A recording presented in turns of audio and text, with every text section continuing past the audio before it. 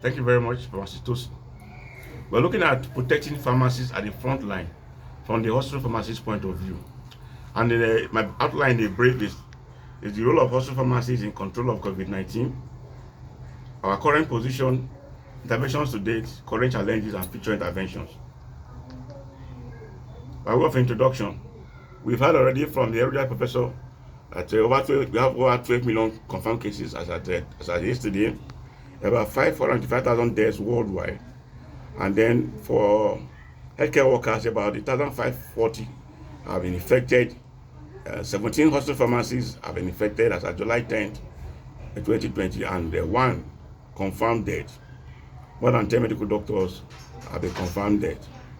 In brief, the role of hospital pharmacists in the pandemic, and this includes basically ensuring adequate supply of relevant medicines, collaborating with other healthcare professionals in providing patient care and support, promoting hospital prevention and infection control, patient education and counseling, educating healthcare workers on how to wear their masks correctly, and then pharmacovigilance and monitoring treatment outcomes.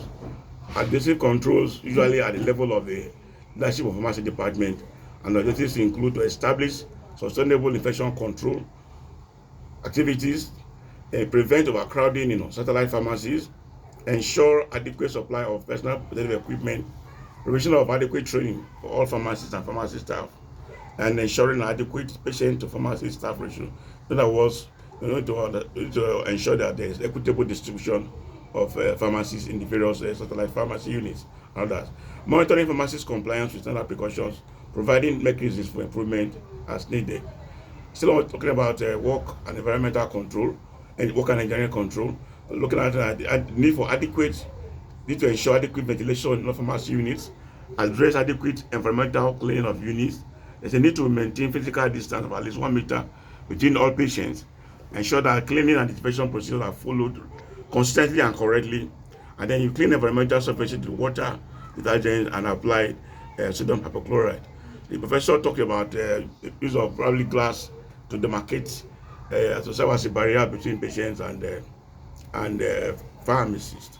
We found that in practice, it's not so easy in government hospitals due to logistic issues. What is the status of personal protective equipment in our hospitals as of today? Currently, PPEs are grossly inadequate nationwide.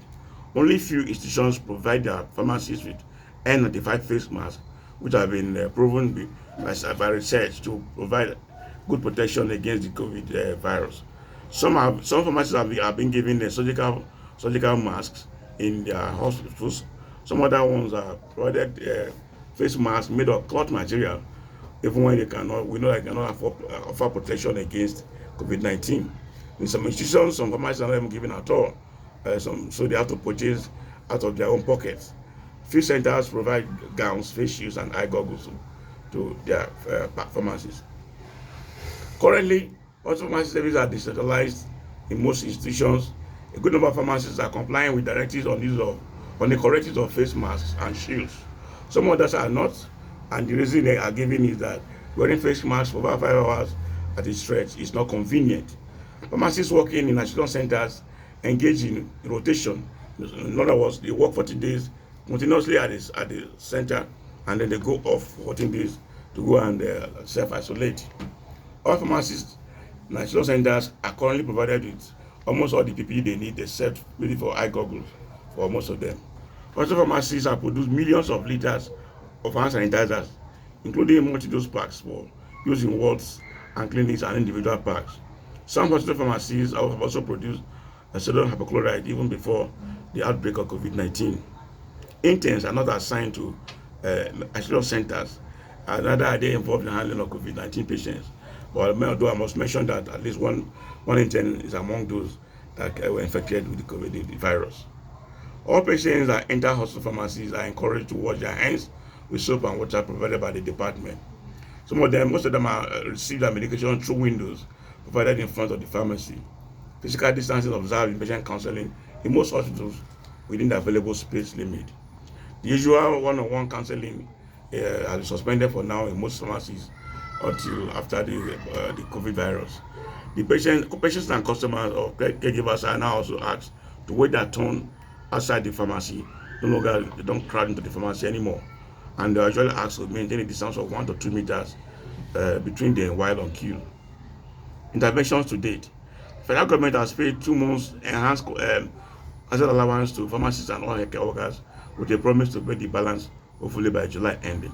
Some state governments also, like those in Lagos and the federal government, have also paid the asset allowance they promised to pharmacists and other care workers. Pharmacists in isolation centers have also been paid their COVID-19 daily allowance, even though you are complaining that what they normally get is lower than what medical doctors get. Some of them complain, for instance, that doctors get about 20,000 naira daily, while they have to go home with 15,000. Some state governments have made PPE available to some isolation centers, even including those that are domiciled in federal establishments. The Pharmaceutical Nigeria PSN and HAP have made safety protocols available to hospital pharmacies as part of advocacy for safe working environment. HAP has championed advocacy for health education to our fellow pharmacists, to healthcare workers, to the general population on the need to follow prevention guidelines on COVID-19. But this we have done on radio, on social media platforms, on print media, and on television, including Channel Television.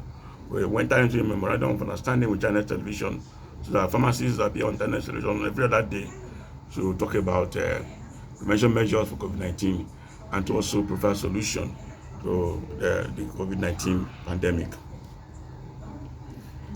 Talking about current challenges, I mentioned the fact that PPEs are actually face masks are still in short supply. We're experiencing the space constraints in most pharmacy departments does not encourage for physical distancing. And non-provision of drugs for post-drug prophylaxis in some centers, so that when pharmacists are infected, they have to buy the drugs from their pockets. There's the system of pharmacy personnel in most isolation centers, unlike other professionals. I did mention that in some centers, pharmacists are giving cloth face masks, while other professionals are giving surgical masks. And this is also part of the reason why, this may explain why pharmacists are coming down with the virus in high numbers. Only few pharmacists have been trained on COVID-19 since the outbreak in March. I mentioned that there's no provision for free treatment of infected pharmacies. Some hospitals, some others do not have provision for post-exposure prophylaxis. But in some cases anyway, some have, like in my hospital, where one of my staff was supposed to have COVID-19. The rest of us were given some medications to use as a kind of prophylaxis. Future interventions. There's need to restructure pharmacy departments to generate enough space for observe social distancing in future. Pharmacists should be encouraged to produce make extemporaneous preparations of items like sodium hypochlorite and hand sanitizer and others. And for post-COVID-19, we should start thinking of how to escalate to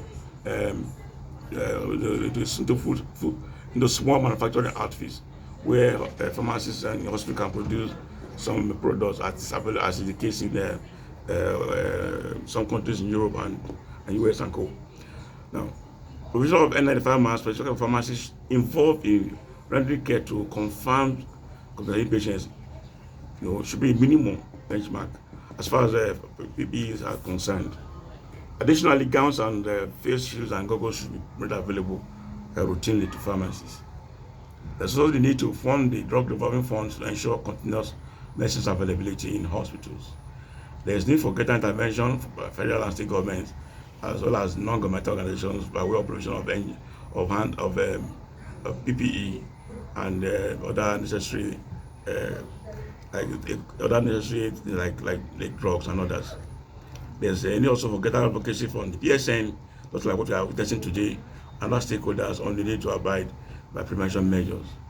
And also there's a need for intensify the search for a permanent cure for COVID-19 by researchers, including pharmacists. In conclusion, understand that COVID-19 is real. It's a present danger to pharmacists and other healthcare workers in particular, and to the entire population. There's no cure for COVID-19, therefore preventive measures remain the best option to stay alive. Some pharmacists are not making enough intervention to stay alive by refusing to abide by laid down prevention guidelines. Continuous advocacy by PSN and HAP and other pharmacy stakeholders is inevitable to sync on the need for compliance with prevention measures. For as is commonly said, and like I that Mr. Lawal observed, injury to one is injury to all. Death of any pharmacist is synonymous with the passage of a close family member. The ultimate decision to comply and stay alive rests on every pharmacist. I thank you so much.